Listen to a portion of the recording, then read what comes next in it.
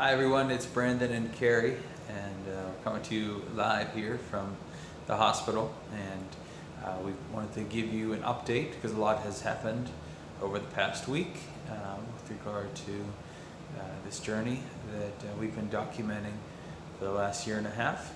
And for those of you who have become invested in this journey and are out there praying for us, we wanted to let you know what's going on.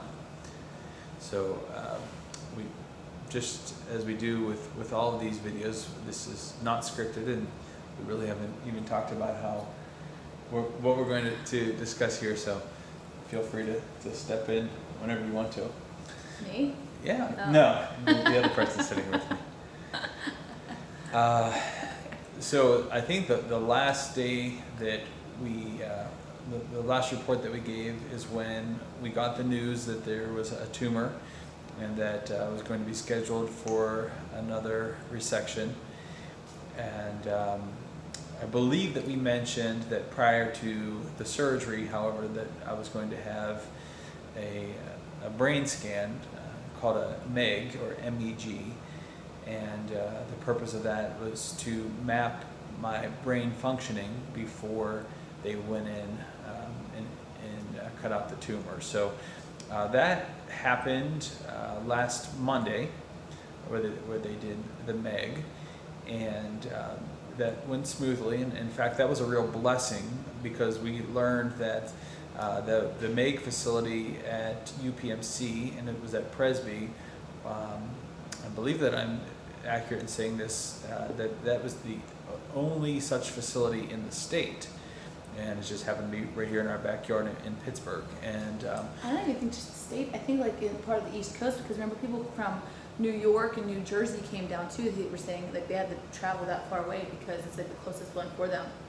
yeah, well, I know for sure that the technician told me it was the only such facility in the state.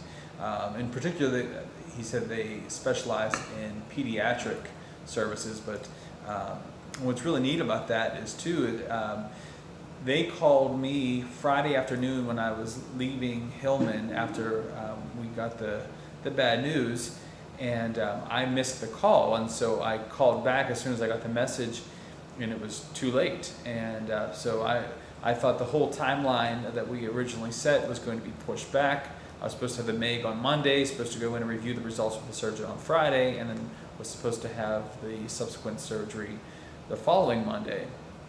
So Monday morning came around and I still didn't have that MEG scheduled, but I called that morning, and the person who was supposed to go in that day, and they only do one per day because a lot of times it's an all-day procedure. I guess it's typically done for either patients who have brain tumors or patients who suffer from seizures. And for those who suffer from seizures, it's an all-day exam. Mine. 5 hour. Sorry. Yeah, no. For seizures, Right. 5 hours. Yeah. Well, my exam was about 3 hours. But anyway, so we were very fortunate in that we were able to get in that day because the person who was supposed to come in on Monday didn't show. So I got it done Monday.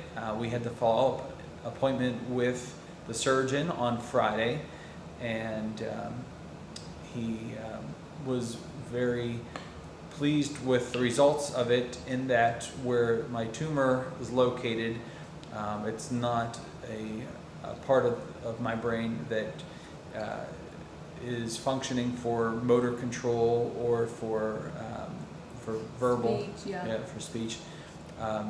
But it did confirm what we did already know, is that this is right on the edge of my visual cortex, and so a lot of optical nerves were in that area, and so that was the main concern going into the surgery. Well, here we are. It's Tuesday. I did have the surgery yesterday, and The same morning. It was long. yeah, well, Yeah, we got here at 5 a.m. yesterday, and Which the surgery though, it was like over 5. He was gonna be in there for about 2 to 3 hours, like actually in there on your brain part, but then setting up and everything. It was very long. well, I remember I woke up, it was 1:30, so I don't know what time they actually completed the procedure, but when I woke up, there was a clock over to my right side that I could read, and it was 1:30. So obviously, the fact that I'm sitting here talking to you, the surgery was successful, and in fact, I really couldn't have expected it to go any more successfully than it did. The only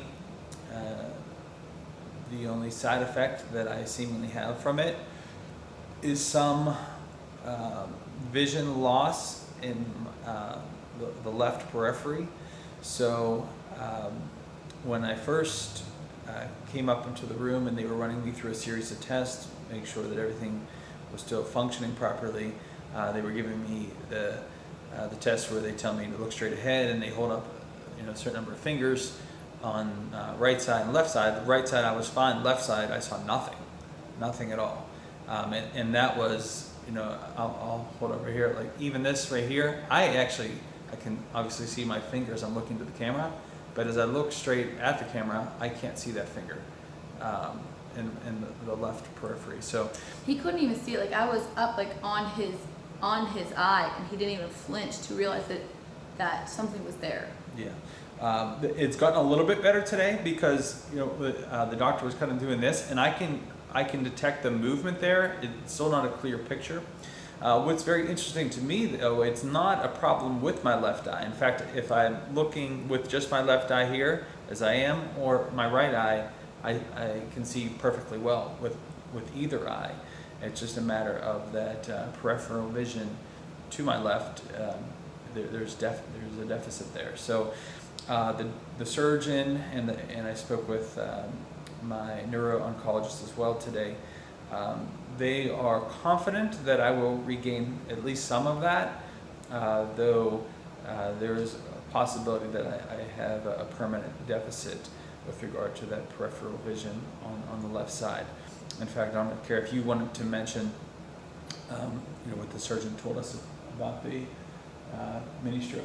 Oh, that he was telling me whenever he went in there that he had to be thorough.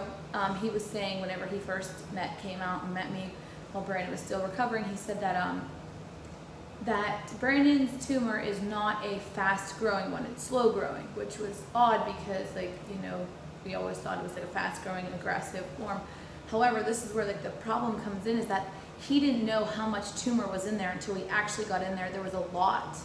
So it's slow growing, so it's kind of flying under the radar, that it's not getting picked up on the MRI because the MRI is picking up like fast moving cells, fast growing cells, and it's not. So it only picked it up because it was already a large cluster there at that portion, but I guess it was infiltrated kind of throughout and the other places around that cavity and like up in there.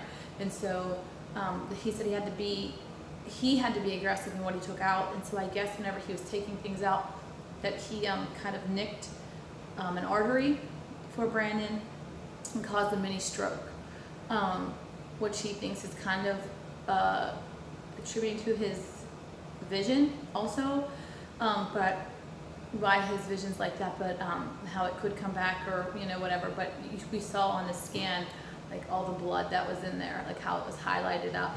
So but to be honest, I mean, he's a surgeon. He felt like he had to do the best that he could do, and I think that was smart, because we can't just keep going in Brandon's brain every 2 months, every year to see how much has grown. So he said that while he was in there, he took out as absolute much as he possibly could, and he felt very confident. He felt very pleased with what he did. Mm-hmm. So and how much they were able to get, which yeah. Maybe we can put this as an attachment when we post this video on Facebook or on YouTube. We can put it down in the comments, a link to the pictures for everyone to see. How the initial cavity was basically like an inch in diameter, and this cavity now, it to me looked like it was about 3 times the size. It's pretty big. He said that whenever he went in, he didn't just like scrape around it, he scooped it out. That's what he said. Like ice cream. Just a piece of your brain. Scoop it out. Yeah. But, so now I truly have a hole in my head. Okay, that wasn't fine. But no, there's a fairly significant cavity there. But I'm glad that I can even sit here and joke about Right. it to some extent. So, though, when Carrie mentioned that this is kind of a slow growing tumor, which is atypical for GBM, though I think it has something to do with the IDH1 mutation, which again I think we've shared in the past, and from my understanding is indicative of the fact that this tumor, as it started, began as a grade 2, which is that slow growing tumor, and it had fairly recently progressed to grade 4. And so given that it had those grade 2 characteristics, perhaps that's why there was more there that had grown beyond that white spot that we saw on the last scan. You know what, to be honest, who knows if that was there whenever the surgeon went in the first time, but he was focused on the one spot and didn't think to look, you know what I'm saying? Like, who knows, because the surgeon this time, he went in thinking, let's see what else there is. You know what I mean? The other guy, it was like so fast, it was just like, let's get this, tumor out so that's swelling and everything, like, so, do you know what I mean? I wonder, like, I don't know, I'm Who just knows? curious, because it's not going to show up on MRI. It doesn't show up on there, so you can't see it. Yeah, but we the results were sent to the lab, and we should get those back probably in time for my next appointment, which we anticipate will be either here at the end of the week or sometime next week. To learn a little bit more about the tissue that was collected And how to combat it and how to right go after it, because Brandon's not a good candidate for chemo. yes, Right. they don't want him doing chemo. It's not worth it. His body didn't take well to it, so that's not an option. They're looking at immunotherapy. Right. And then he mentioned something about localized radiation. Like, he made it sound a little bit different than like your regular the regular or the other radiation. I think that's what it was last time, but he was talking about like a high intensity Yeah, something like that. radiation, which we'll see. We'll make that decision when we're confronted with the options. I don't think I handled the radiation all that well last time either, because that's what caused the significant swelling, even to the point where there was that midline shift, right? So, and I know I had a lot of symptoms related to that. That it impacted my eating, and then and it's when I got really dehydrated, and then had the renal failure because of the dye. And all the steroids. Yeah. So, hoping to avoid all that, but as I told the nurses here, I can't complain. I'm thankful for another day. We just got to look out the window, and I got to see another sunset, and it's those little things that you really appreciate, particularly when faced with the possibility, and even perhaps, if I can say, the likelihood that those things would be taken from me. And I'm not even talking about the worst case scenario, but even if my vision have to been impacted more so than what it seemed to have been, those are things that I couldn't enjoy. So at this point, I'm holding out hope that that peripheral vision will come back, and that I can move on with some semblance of normalcy, and being able to drive and getting back to work. Oh yeah, let's talk about driving. One, he's not allowed to drive until he has his checkup, which they said about 10 to 14 days. So I think we're looking at next Friday though, because this Friday's too soon. Next Friday, so they can look at your stitches and everything. Which, by the way, the doctor did not have to make another incision. He used the same incision, which he was a little bit worried about because the first incision was kind of tight and small, and he was saying that sometimes. Now your nails are cool on my skin. Tight and small, to where that sometimes whenever they do an incision like that, they try to make it be a little bit bigger just in case they have to go back in. Well, the last doctor didn't do that, so this new doctor was apprehensive about that, but he didn't have to. He didn't have to tee off or whatever it is they call. He just went in, from the same spot, same location, and he said he was able to like go in and then out through that opening. So he has no additional scarring. He's the same one. He doesn't have staples. He had stitches, and like I can't even believe how awesome that it looks. The doctor's like it's like a work of art. Truly, like it's amazing. Some people have a calling, and this guy definitely does. So that's that. And well, I think we can both say that we were very impressed with Dr. Zen, not only for his surgical practice, but just how he was. He was very empathetic. He was very precise and thorough in his explanation of what happened, and even the fact that he told us, he thinks that they might have nicked that artery, which caused the mini stroke, which I did not experience because it occurred during the procedure when I was asleep. So, other than kind of experiencing the symptoms of that and having the vision deficit, I wouldn't have known that occurred. Yeah. Which, I mean, he was great. He was very thorough in everything. He showed us the pictures and explained everything to us, asked if we had any questions. Very professional, like amazing. So anyway, yes, he can't drive for at least 10 days, and that's whenever he has to go back in for the checkup. And then he's going to have a test that's going to see if he's allowed to drive or not. Because, as his wife and also as, a parent, do I really want him driving himself or with the kids if he can't see a vehicle coming or something, a deer, whatever it is coming from that side? I mean, that's just dangerous. Not to think of like other people driving and, what's going on with them. So, anyway, he has to take a test, and that's going to he has to put his head in this box thing. And I know that I get it for contacts. If you wear glasses or whatever, he doesn't wear contacts or glasses. So there's where you put your head in the box and you stare at the one thing in front, and it lights up little different things on different sides to see if you can see them. I believe it's something like that he has to take, and he has to pass it with, I forget what it is, but he has to be able to pass that test to be able to drive. With flying colors. I don't think I can say anybody say anything with flying colors. You just made that up. Didn't they describe that as like they were flying colors? No, I think they're within like the box. little dots. Okay. Colorful dots. Okay. Anyway, so he has to do that. He has to pass that before he can drive. So that's where we are. Yeah. But as we usually do, I want to thank you all again for your prayers. I know obviously God's hand of protection was on me, and he was merciful to me, because this could have gone much worse.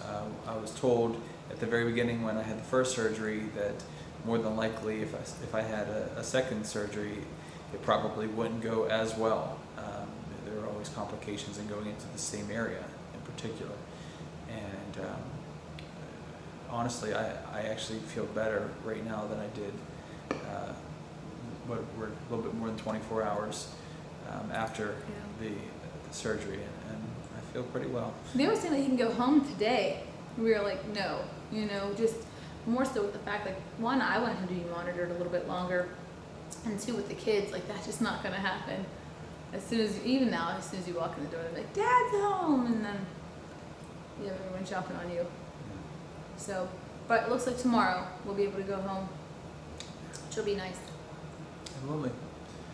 So that's our update, and hopefully we'll get to be home tomorrow, and hopefully be out and about and enjoying life as soon as possible. I'd like to see many of you who are watching this video. So take care, everyone. God bless. Have a great night.